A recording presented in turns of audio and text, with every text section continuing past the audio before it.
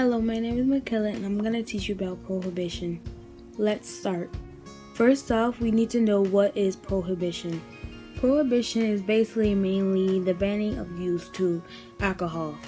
And prohibition was to stop people from drinking alcohol because it made a lot of causes and effects to the society. People saw that the alcohol affected the society/country because children were dying from it, as well as it was hurting the community. Like, it killed people, not only just people, just like in general families. And this made a really huge impact to prohibition. Next question, why did they think prohibition would solve these problems? They thought prohibition would solve these problems because prohibition kept alcohol from killing many of families, which really made people realize and start to think, oh yeah, we need prohibition because this specific thing happened and it killed these many people. So they had a reason.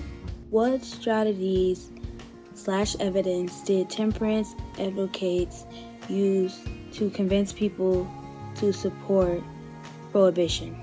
People's strategies/evidence convince people we should use prohibition to ban this alcohol because these certain types of children were dying from this, and it was making people feel like there's like nothing else, like no family, there's nothing.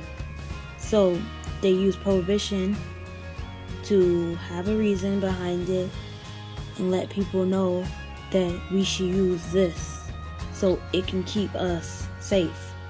Do you find their arguments convincing? Explain why or why not. Yes, because people were dying, and I believe that their claims were convincing because it was a really big thing that hurt families/people, and they didn't really think they deserved that, and this alcohol was just an abuse, and it was very, very, very bad. Last but not least, why does the author of Document B single out immigrants? I think Document B did that because they wanted an agreement and disagreement, so they singled out each group just to have an opinion or a claim they believe that they should have prohibition or they should not. So that's the end of my questions. Thanks for listening and watching. To learn about prohibition,